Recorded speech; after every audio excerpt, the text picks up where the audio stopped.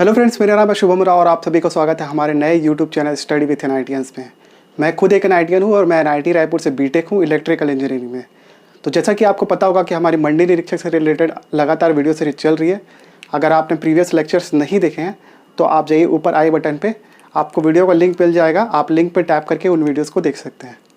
इसके अलावा हमारी एसीएफ एग्जामिनेशन से रिलेटेड भी वीडियो सीरीज लगातार चल रही है। अगर आपने उन वीडियोज़ को भी नहीं देखा है तो आप ऊपर जाइए आई बटन पर, आपको वीडियो का लिंक मिल जाएगा। ठीक है, तो आज हम लोग एक बहुत ही एक्सक्लूसिव टॉपिक पढ़ने वाले हैं जो कि आपके लीक से बिल्कुल हट के, और कुछ स्टूडेंट ने मुझसे रिक्वेस्ट की थी व्हाट्सएप ग्रुप पे कि आप ज्योग्राफी के कंटेंट्स डालिए। तो मैं आपको आशा का विश्वास दिलाता हूँ कि मैं आपको कल एक वीडियो बना के दूंगा जो कि सिंधु नदी अपवाह तंत्र पे होगा।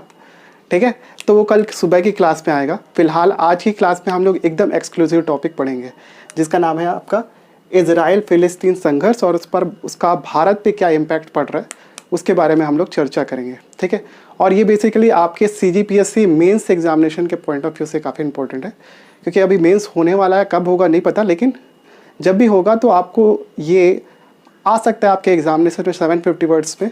आपका जो सेकेंड पेपर में जो आपका एसे होता है उसमें आ सकता है। तो हम लोग अगर कुछ फैक्ट्स देख लेंगे तो आपके एसे लिखने के काम आ सकता है ये।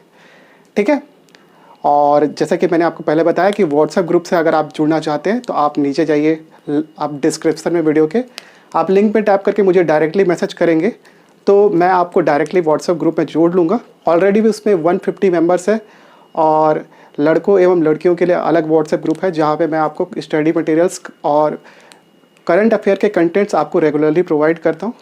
इसके अलावा हमारे वीडियो से रिलेटेड भी जितनी तरीके की डिस्कशन होती है वहाँ होती है, तो प्लीज़ आप ग्रुप का मेंबर बनिए। और इस पर्टिकुलर वीडियो से अगर आपको रिलेटेड कोई डाउट है तो आप नीचे कमेंट कर सकते हैं या फिर डिस्क्रिप्शन चेकआउट कर सकते हैं। उसमें मेरा फेसबुक, व्हाट्सएप, ट्विटर और इंस्टाग्राम होगा। वहाँ लिंक पर टैप करके मुझे डायरेक्टली मैसेज कीजिएगा तो मैं आपके मैसेज का रिप्लाई देने की एज सुन एज पॉसिबल कोशिश करूँगा। तो बिना किसी टाइम वेस्ट के हम लोग चालू करते हैं आज का लेक्चर, जो कि है आपका इजराइल फिलिस्तीन संघर्ष और इसका भारत पे क्या इम्पैक्ट हो रहा है। ठीक है, मुझे नहीं पता आप लोग निबंध कैसे लिखते हैं, लेकिन जैसा मैं लिखता हूँ वो मैं बताता हूँ। मैं आपको निबंध को थोड़े सेगमेंट में हम लोग बांटेंगे। सबसे पहले हम लोग देखेंगे इसका बैकग्राउंड क्या है। ठीक है, आपको मैं बताऊंगा यरूशलेम के लिए इतनी फाइट क्यों हो रही है और उसका क्या बैकग्राउंड है। तीसरा हम देखेंगे कि ये संघर्ष कब से चालू हुआ इजराइल और फिलिस्तीन के बीच में। और इसके बाद हम लोग देखेंगे कि भारत पर क्या इम्पैक्ट पड़ रहा है इन दोनों देशों के संघर्षों का, और भारत के हित में क्या चीज़ें, उन चीज़ों पे थोड़ी सी चर्चा करेंगे। तो इस प्रकार से आपका 750 वर्ड्स का एक एसे बन जाएगा। तो 1 बाय 1 करके हम लोग चर्चा करते हैं। सबसे पहले देखते हैं कि बैकग्राउंड क्या था। ठीक है, वैसे तो संघर्ष काफ़ी पुराना है, लेकिन जो अभी करंट का बैकग्राउंड ये था कि एक्चुअली इजराइल जो कि आपका मिडिल ईस्ट की एक छोटी सी कंट्री है, और वहाँ पर एक कोर्ट केस चल रहा है। और कोर्ट केस में ये है कि आपके जो पूर्वी यरूशलेम के क्षेत्र जिस पे इजराइल ने अपना कब्जा किया हुआ है, वहाँ से अरबों को वो घर खाली करने के आदेश दे रहे हैं। ठीक है, और मोस्ट प्रोबेबली ये हो सकता है कि कोर्ट केस इजराइल की सरकार जीत जाए और ये मामला उनकी सुप्रीम कोर्ट में है। और अगर ऐसा होता है तो फिर जो शरणार्थी वहाँ पर रह रहे हैं, जो कि बेसिकली मेन जो फिलिस्तीन एरिया से बिलोंग करते थे, उनको उनके क्षेत्र को खाली करना पड़ेगा। तो ऑब्वियस सी बात है कि कोई भी अपना घर छोड़ के जाएगा तो उसको तो दर्द होगा ही। ठीक है, आपके पूर्वी यरूशलेम के एरिया में ही आपका आता है इस मुस्लिमों का एक पवित्र स्थल जिसका नाम है आपका अल अक्सा मस्जिद। बेसिकली 7 मई को वहाँ पर जो उनकी नमाज अदा की जाती है, उसके दौरान में थोड़ी बहुत झड़प हो गई थी, और थोड़ी बड़ी क्या बहुत ज़्यादा झड़प हो गई थी, जिसकी वजह से वहाँ पर तनाव का माहौल था। लेकिन 10 मई को क्या हुआ, अचानक से जो ये झड़पें होती थी वहाँ पर अल अक्सा मस्जिद में, वहाँ पर झड़पें कुछ ज़्यादा बढ़ गई थी, क्योंकि रीज़न था यहूदियों द्वारा एक दिवस मनाया जाता है 10 मई को जिसका नाम है यरूशलेम दिवस। और उसी दिन झड़प कुछ ज़्यादा बढ़ गई और पुलिस को बल प्रयोग करना पड़ा, और लगभग 300 से ज़्यादा जो ऐसा माना जाता है जो भी नमाजी थे उनकी डेथ तो नहीं, मतलब उनमें ऐसा न्यूज़ रिपोर्ट में मैंने पढ़ा था कि 35 के आसपास डेथ हुई है और 300 के आसपास वहाँ पे घायल हुए हैं। ठीक है, तो ये बैकग्राउंड था। जो ये घटना हुई उसके तुरंत बाद जो फ़िलिस्तीन के आसपास अब फ़िलिस्तीन वाले इसको एक सामाजिक संगठन बोलते हैं, हमास नाम है उसका, जो कि एक कहना चाहिए एक मूवमेंट है फ़िलिस्तीन देश को बचाने के लिए, जबकि इज़राइल का मानना है कि ये एक आतंकवादी संगठन है और हमास के लोगों के द्वारा इज़राइल पे लगभग 100 से ऊपर रॉकेट एक साथ लॉन्च किए गए थे। लेकिन इज़राइल का एयर डिफेंस सिस्टम इतना ज़्यादा मजबूत है कि वहाँ पर एक दो रॉकेट को छोड़ के बाकी सारे रॉकेट को हवा में ही नष्ट कर दिया गया। उसमें उनकी एक टेक्नोलॉजी काम आई जो उनका एयर डिफेंस सिस्टम है, जिसका नाम है आयरन डोम सिस्टम। इसको याद रखना, ठीक है। ये आयरन डोम सिस्टम बेसिकली जो हमारे यहाँ पे राफेल जेट भेजे वो उसी कंपनी ने बनाया है और बेसिकली इसकी जो एफिशिएंसी है लगभग आपके 100 में से 90 मिसाइल को ये गिरा सकता है, ठीक है। तो ये काफ़ी अच्छी एफिशिएंसी है और अपने टारगेट्स को हवा में नष्ट कर सकता है। इसके अलावा डिफेंस तो करता ही, साथ ही में अटैक भी कर सकता है। और इसको जो डिफेंस सिस्टम को नॉर्मली एक ट्रक वगैरह में ले जाया जा सकता है आसानी से, तो उनके पास इतनी अच्छी टेक्नोलॉजी है। तो उनका आयरन डोम डिफेंस सिस्टम जो था वो उसने इजराइलियों को बचा लिया। और इसके रिटेलिएशन में इजराइल ने क्या किया, हमास के द्वारा हमले करने पे आपने सोशल मीडिया में कई सारे फुटेज देखे होंगे और न्यूज़ वगैरह में भी देखे होंगे। इजराइल ने लगातार वहाँ पर गाजा पट्टी की दूसरी ओर, एक्चुअली में गाजा पट्टी एक कहना चाहिए एक बाउंड्री है जिसके इस पार फ़िलिस्तीन का कब्जा का कारण उन्हीं का देश है। तो और उसके कुछ एरिया में हमास संगठन जो है वो एक्टिव है और इस साइड पे आपके इजराइल है, ठीक है। तो इजराइल ने लगातार वहाँ पे अटैक किए और वहाँ पर आपने जैसा फुटेज में देखा होगा एक बहुत बड़ी टावर को उन्होंने मिसाइल लॉन्च करके गिरा दिया। और इजराइल का ऐसा दावा है कि उसमें हमास के कई सारे टॉप कमांडर्स मारे गए, ठीक है। लेकिन हाँ, उसमें से कुछ फुटेज देखने भी लायक थी कि कुछ बच्चों इंजर्ड हो गए, आई थिंक उनकी डेथ भी हो गई है। तो ये सब देख के थोड़ा सा लगता है, बट क्या करें, अब वहाँ पर जो करंट हालात हैं वो चिंताजनक है, ठीक है। अब बेसिकली ये लड़ाई हो क्यों रही है और इसका क्या इम्पोर्टेंस है, इनका क्या रिलेशन है, बेसिक इम्पोर्टेंस क्या बोल रहा हूँ, क्या रिलेशन है पास्ट में हुई घटनाओं से। सबसे पहले हम लोग जानेंगे कि जेरूसलम के लिए ही लड़ाई क्यों हो रही है और इसका इम्पोर्टेंस क्या है जेरूसलम का। बेसिकली जो हमारे जो 3 धर्म हैं, मुस्लिम, यहूदी और क्रिश्चियनिटी, उनका एपिसेंटर जेरूसलम को कहा जाता है, ठीक है। ईसाइयों के लिए ये क्यों इम्पोर्टेंट है, ईसाइयों का ऐसा मानना है कि जेरूसलम के पास में जो कलवारी हिल्स है वहीं पर ऐसा माना जाता है कि जो पिलातुस नाम के एक जो गवर्नर था, रोमन गवर्नर, उसने ईसा मसीह को सूली पे लटकाया था। वो वही जगह है जहाँ पर उनको सूली पे लटकाया गया था और वहीं पर एक चर्च बनाया जिसका नाम है स्पेल्कर चर्च, जहाँ पे ऐसा माना जाता था कि ईसा मसीह का एक मकबरा था और वहीं से उनका पुनरुत्थान मतलब उनका पुनर्जन्म होता है। तो ये ऐसा मानना है ईसाइयों का। जबकि आपके मुस्लिमों का मानना है कि जो यरूशलेम, पूर्वी यरूशलेम का एरिया जो है उसमें जो अल अक्सा मस्जिद और डोम ऑफ रॉक है, ठीक है। अल अक्सा मस्जिद के का जो एरिया है, प्रांगण कहते हैं उसको, हरम अल शरीफ कहा जाता है। और मुस्लिमों का ऐसा मानना है कि जब पैगंबर हजरत मोहम्मद ने यात्रा चालू की थी आपके, तो वो इसी अल अक्सा मस्जिद में जितने भी आपके दूत थे उनके साथ उन्होंने उपासना की थी और फाइनली इसी डोम ऑफ रॉक से उनको जन्नत नसीब हुई और यहीं से उन्होंने जन्नत की यात्रा की थी, ऐसा उनका बिलीव है। तो ये मुस्लिमों के लिए भी इम्पोर्टेंट है। उसी डोम ऑफ रॉक के पास में यहूदियों का ऐसा मानना है कि ये वही जगह है जहाँ पर उनके जो प्रॉफिट थे अब्राहम ने अपने बेटे आइजैक की कुर्बानी दी थी। और बेसिकली डोम ऑफ रॉक के एक साइड का जो हिस्सा है और उसको टेम्पल माउंट कहा जाता है और वहाँ पर एक दीवार है उसी डोम ऑफ रॉक के पास में जिसको क्वार्टर वॉल या फिर वेस्टर्न वॉल कहते हैं। और यहूदी बोलते हैं कि ये उनके पवित्र टेम्पल माउंट का एक हिस्सा है जिसकी वो पूजा करते हैं, ठीक है। तो यहूदियों के लिए भी वो अलग सा मस्जिद का उतना ही इम्पोर्टेंस है जितना मुस्लिमों के लिए भी है। ईसाइयों के लिए भी जेरूसलम का भी उतना ही इम्पोर्टेंस है, क्योंकि जेरूसलम के थोड़ा सा ही दूर में आपका बेथलेहम जगह भी है, जो कि अभी फिलिस्तीन के कब्जे में आता है। बेथलेहम शहर वही है जहाँ पर आपका प्रभु ईसा मसीह का जन्म हुआ था। तो इतनी इम्पोर्टेंस है उस एरिया की।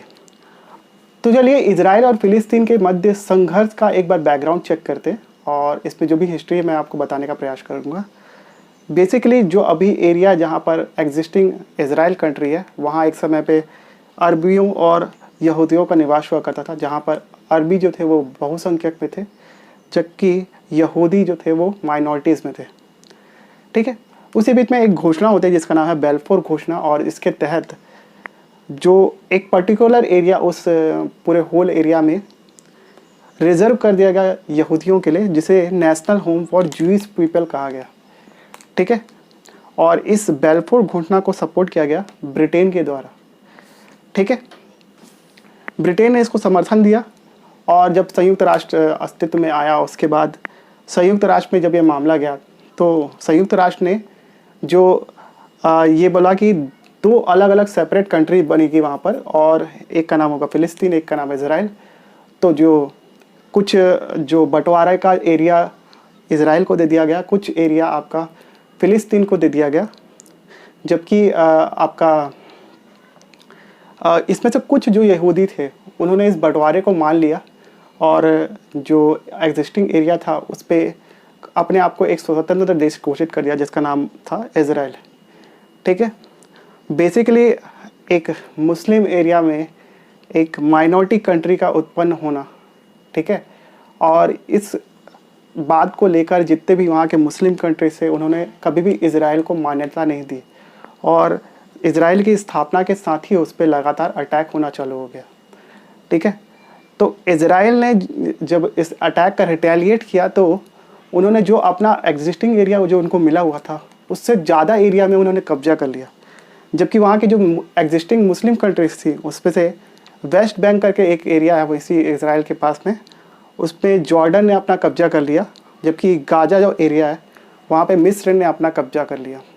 ठीक है, जो इनके मुस्लिम कंट्रीज़ और इसराइल के बीच में जो एक बहुत ही फेमस वॉर थी 1967 में, और जिसे 6 डेज़ वॉर भी कहते हैं, और इस वॉर के बाद जो इजराइल ने जो वहाँ के एग्जिस्टिंग मुस्लिम कंट्री थे सारी कंट्रियों को हराया था 6 दिन के अंदर वॉर में, और जो उसका जो अभी जितना एरिया था उससे ज़्यादा एरिया पे उन्होंने कैचमेंट कर लिया। ठीक है, जो आपका वेस्ट बैंक और का जो एरिया था, और गोलन हाइट्स और पूर्वी यरूशलेम का एरिया। ठीक है, हालांकि ये संधि में जो घोषणा की गई थी वो पश्चिमी यरूशलेम के आसपास का एरिया इजराइल को दिया गया था, जबकि 1967 के वॉर के बाद उन्होंने गोलन हाइट्स, वेस्ट बैंक और यहाँ तक कि पूर्वी यरूशलेम तक अपना कब्जा स्थापित कर लिया था। ठीक है, अब बेसिकली इस कन्फ्लिक्ट में जो फिलिस्तीन का क्या पक्ष है कि फिलिस्तीन चाहता है कि जो इजराइल है जो 1967 के पहले जो उनकी स्थिति थी वहाँ तक चला जाए, जबकि यहूदी लोग जो हैं वो बोलते हैं कि पूरा यरूशलेम उनका है, जबकि उनको पश्चिमी क्षेत्र दिया गया था। ठीक है, अब इसका भारत पे क्या इम्पैक्ट है और भारत के किस तरीके से रिश्ते हैं फिलिस्तीन और इजराइल के साथ, वो हम लोग थोड़ी देर में चर्चा करेंगे। ठीक है, तो उसको देखते हैं थोड़ी देर बाद। तो चलिए फटाफट से देखते हैं कि भारत का इजराइल और फिलिस्तीन के वर्तमान संघर्ष पे क्या रुख है और भारत का इस पर क्या इम्पैक्ट पड़ेगा इस वर्तमान संघर्ष का। ठीक है, बेसिकली भारत जो कंट्री है उसने एक अपना न्यूट्रल रवैया अपना के रखा सदा इजराइल और फिलिस्तीन के प्रति। अगर आप पहले की अगर सरकारों की बात की जाए तो भारत का जो काफ़ी हेल्दी रिलेशन था इजराइल और फिलिस्तीन के साथ। ठीक है, लेकिन अभी वर्तमान की सरकार नरेंद्र मोदी सरकार की अगर बात की जाए तो भारत का काफ़ी ज़्यादा झुकाव इजराइल की तरफ भी हुआ, लेकिन बाद में नरेंद्र मोदी ने पहले इजराइल की यात्रा की, जैसे कि मैंने बताया आपको कि इजराइल की यात्रा करने वाले वो 70 साल में पहले प्राइम मिनिस्टर थे इंडिया के। ठीक है, लेकिन बाद में ऐसा लगा उनको कि फ़िलिस्तीन बुरा ना मान जाए, तो बाद में उन्होंने फ़िलिस्तीन की भी यात्रा की। तो भारत का सदैव दोनों कंट्री के प्रति एक न्यूट्रल रवैया ही रहा।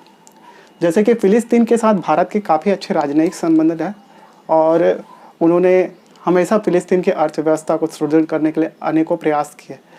जबकि अगर इजराइल से भारत की बात की जाए तो भारत रक्षा और आपके साइंस एंड टेक्नोलॉजी में जो ज्यूज़ पीपल है वो काफ़ी ज़्यादा इंटेलिजेंट होते हैं। और इजराइल के बारे में आप न्यूज़ आर्टिकल वगैरह में पढ़ते होंगे कि किस तरीके से उन्होंने अपनी टेक्नोलॉजी को इतना एडवांस कर लिया है। तो इस सारे क्षेत्रों में जो भारत है हमेशा से इजराइल की हेल्प लेता रहा। ठीक है, कारगिल वॉर से लेकर अभी हाल ही में हुए air strike, Balakot air strike में भी इजराइल के बमों का प्रयोग किया गया था, आपको पता ही है। तो हमेशा से इजराइल ने भारत की मदद की और भारत ने भी इन रिटर्न जो है इजराइल को फेवर किया है कई जगह पे। लेकिन भारत ने एक चीज़ की जो हाल ही में जो घटना थी, भारत का जो रुख है हमेशा से वो उन्होंने स्पष्ट किया हुआ है कि दोनों कंट्री को जो संयुक्त राष्ट्र का एक प्रस्ताव है 2334 उसको फॉलो करने का हमेशा से भारत का रुख किया है। ठीक है, ये 2334 प्रस्ताव बेसिकली क्या है? ये प्रस्ताव ऐसा बोलता है कि 1967 के बाद इजराइल के द्वारा कब्जा किए हुए, ठीक है, जो भी हिस्से, मतलब 1967 के पहले, मतलब 6 डेज़ वॉर के पहले 1948 जो भी उन्होंने कब्जा किया, ठीक है, उसका कोई कानूनी वैलिडेशन नहीं है। तो इजराइल ने वेस्ट बैंक, गोलन हाइट्स और जो पूर्वी यरूशलेम के इलाकों में जो कब्जा किया हुआ है उसका कोई कानूनी वैलिडेशन नहीं है। तो भारत ने बोला कि आपको ये प्रस्ताव फॉलो करना चाहिए। और हाल ही में हुए अभी यूनाइटेड स्टेट पे जब वोट पड़े थे इसके लिए, तो भारत ने फ़िलिस्तीन का ही पक्ष लिया था। ठीक है, तो भारत एक तरफ दिखाता है कि वो इजराइल के साथ में, लेकिन वो फ़िलिस्तीन को भी बुरा नहीं लगे ऐसा स्टेप उठाता है। ठीक है, तो भारत ने साफ तौर पे इजराइल और फ़िलिस्तीन के संघर्ष में यही कहा कि दोनों देशों को इस प्रस्ताव को मानना चाहिए। ठीक है, और भारत का जैसे कि मैंने आपको रुख बताया कि हमेशा से न्यूट्रल रुख रहा है और भारत चाहता है कि दोनों के साथ अच्छे संबंध बने रहे और वो हमेशा न्यूट्रल ही रहना चाहता है। ठीक है, तो एज सच मेरे ख्याल से मैंने सारी चीज़ें आपको एक्सप्लेन कर दी। अगर आपके ऊपर आपका इसके ऊपर कोई निबंध आता है तो इसके ऊपर निष्कर्ष में आप यही लिख सकते हैं कि भारत का जो रुख रहा हमेशा से वो एक न्यूट्रल रवैया रहता है और भारत वैश्विक शांति के लिए हमेशा से प्रयास करता रहा है। और इसके बारे में और कुछ जो आपके मन में आता हो वो लिख दीजिए जो कि अच्छा रेलेवेंट लगे इस सब्जेक्ट से रिलेटेड। मैंने आपको पूरे फैक्ट्स बता दिए हैं। अगर आपको इच्छा हो तो आप एक ऐसे बना के मुझे व्हाट्सएप कीजिएगा, मैं उसको चेक करूँगा और आपको इन रिटर्न कुछ भी कमेंट करके आपको बताऊंगा कि हाँ ये इसमें ये काफ़ी अच्छा है इसे, या फिर सभी की तैयारी होगी व्हाट्सएप ग्रुप से, इसलिए मैं बार बार बोल रहा हूँ आप जुड़िए। आपको नीचे डिस्क्रिप्शन में मेरा व्हाट्सएप कॉन्टैक्ट नंबर मिल जाएगा, आप लिंक में टैप करके मुझे अपना नाम और लोकेशन बताइएगा, मैं आपको व्हाट्सएप ग्रुप में ऐड कर दूँगा। ठीक है, इसके अलावा अगर आपको ये वीडियो पसंद आया तो प्लीज़ वीडियो को लाइक दीजिए, चैनल में नए हैं तो सब्सक्राइब कीजिए, ज़्यादा से ज़्यादा इस वीडियो को शेयर करिए अपने दोस्तों के बीच में जो कि आपके CGPSC मेंस और बाकी सारे एग्जामिनेशन की तैयारी कर रहे हों। ठीक है, इसके अलावा please please please please please please subscribe जरूर कर दीजिएगा। बहुत सारे लोग वीडियोस देखते हैं बट सब्सक्राइब नहीं करते। अगर मेरे जितने जल्दी 1000 सब्सक्राइबर होंगे तो मैं आपको ये ऑफलाइन क्लासेस की जगह लाइव क्लास इंटरेक्शन के साथ आपसे बात करते हुए आपको लाइव क्लास दूंगा, जो कि आपको पढ़ने में भी काफ़ी मज़ा आएगा और इस तरीके के टॉपिक हम लोग कवर करते रहेंगे। ये एक सैम्पल वीडियो था और अगर आपको पसंद आए तो इस तरीके के इन फ्यूचर में और वीडियोस आपके लिए लेके आऊँगा। ठीक है, so thank you so much for watching this video.